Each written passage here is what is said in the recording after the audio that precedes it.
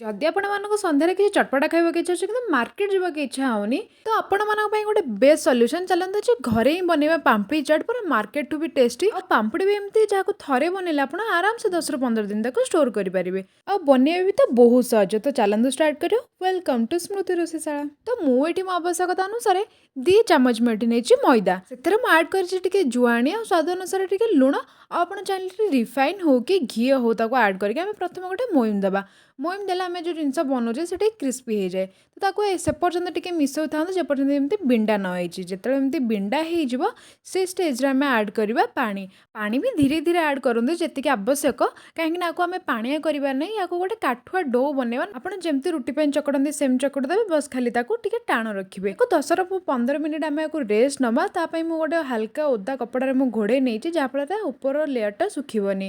10 ରୁ 15 ମିନିଟ୍ ପରେ ଆକୁ ପୁଣି ଥରେ ଆମେ ଏମିତି ଚକଟି ନେବା ଖାଲି ହାଲକା ହାତରେ ତାପରେ ରୁଟି କରିବା ପାଇଁ ଆମେ ଯେମିତି ଗୁଳା ବାହାର କରନ୍ତି ନା ସେମିତି ଆମେ ବାହାର କରିକି ଗୋଟେ ବଲ୍ ବନେଇ ନେବା ତାକୁ ଯେମିତି ଆମେ ରୁଟି ପାଇଁ ବେଲନ୍ତି ବା ସେମିତି ପତଳା କରିକିନା ଟିକେ ବେଲି ନେବା ଆଉ ବେଶୀ ବି ପତଳାକୁ କରିବେନି ହାଲକା ଟିକେ ମୋ ରୁଟି ସାଇଜ୍ର ହିଁ ରଖିବେ ଆଉ ତାପରେ ଏମିତି ଗୋଟେ ମୁଁ ଛୋଟ ଯେକୌଣସି ଗୋଟେ ସେପ୍ର ଆପଣ ଖୋଳ ନିଅନ୍ତୁ ତାକୁ ନେଇକି ଏମିତି ଆମେ ଛୋଟ ଛୋଟ କଟ୍ କରିକି ତାକୁ ବାହାର କରିନେବା ତାକୁ ବାହାର କଲାବେଳେ ଆରାମସେ ବାହାର କରିବେ କାହିଁକିନା ଟିକେ ଫାଟିଯିବାର ବି ଚାନ୍ସ ଥାଏ ଯଦି ଭଲସେ ଚକଟା ବି ନ ହେଇଥିବ ତ ଏଠି ଛୋଟ ଛୋଟ ପୁରୀ ଗୁଡ଼ା ବାହାର କରିସାରିଲା ପରେ ଆମେ ଯେଉଁ ଏକ୍ସଟ୍ରା ପାର୍ଟ ତା'ର ବଞ୍ଚି ଯାଉଛି ତାକୁ ଆମେ କଲେକ୍ଟ କରିକିନା ଆମେ ଯେଉଁ ଚକଟିକି ରଖିଥିଲେ ତା ସହିତ ତାକୁ ମିଶାଇକି ଆମେ ପୁଣି ସେମ୍ ପ୍ରୋସେସ୍ ରିପିଟ୍ କରିକି ଛୋଟ ଛୋଟ ପୁରୀ ଆମେ ଏଠି ବାହାର କରିପାରିବା ତ ଏଠି ଦେଖନ୍ତୁ ମୋର ଗୋଟେ ସାଇଜ୍ରୁ ଏଠି 4ଟା ପୁରୀ ବାହାରିଲା ତାପରେ ମୁଁ ଆକୁ ଟିକେ ହାଲକା ହାଲକା ପ୍ରେସ୍ କରି ନୁହେଁ କାହିଁକିନା କାଟିଲା ବେଳେ ଏ ସାଇଡ଼୍ ସାଇଡ଼୍ରେ ଟିକେ ମୋଟା ହେଇଯାଇଥାଏ ତାପରେ ମୁଁ ଆକୁ ଏମିତି ହାଲକା ହାତରେ ଟିକେ ବେଲି ନେବି ଆଉ ହଁ ଆପଣ ଯଦି ଏମିତି ନ କରିପାରିବେ ତ ଆପଣ ଛୋଟ ଛୋଟ ବଲ୍ ବାହାର କରି ଯେମିତି ପୁରୀ କରନ୍ତି ସେମିତି ଛୋଟ ଛୋଟ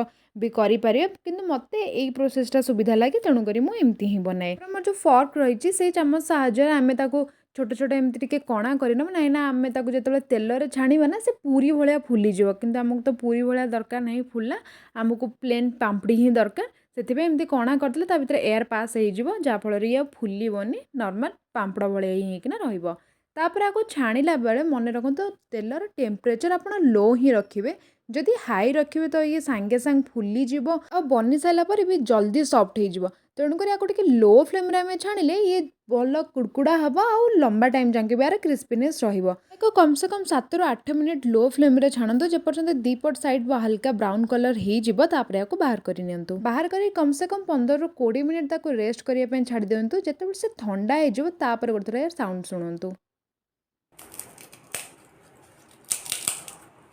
ये केते क्रिस्पी लगुच ना आपको आप आराम से एयरटाइट कंटेनर 10 ରୁ 15 दिन जाके स्टोर करेंगे जितेबाला इच्छा से चाट बनई पारे तो चलते चाट्र प्रिपेरेसन जा तो ये मुझे नॉर्मल जो प्लेन दही थाए से दही रे मु खाली स्वाद अनुसार चीनी ऐड करके भलरे मिसई देइछि दहीर गोटे लेयर दे सारापर मैं आड कर सिझा आलू तापर ये पाम्पड़ी देके नॉर्मल आम जो धनिया पुदीनार ग्रीन चटनी थाए मुझे देइछि तापर ये रेड चटनी जो मुझे तार रेसिपी भी अलरेडी चैनल अपलोड कर देइछि आपन ताको भी ट्राई करें घरे आको बने बहुत सहज और बहुत टेस्टी भी लगी था तापर धनिया सब गार्निश करके घरे एंजॉय करते बहुत टेस्टी बनी थाए पूरा खट्टा मिठा और रागर परफेक्ट कॉम्बिनेशन सीओ ट्राई करें मतलब कमेंट में जनइबा आपको किपर लगे भल लगे वीडियो को लाइक और चैनल को सब्सक्राइब करें जय जगन्नाथ।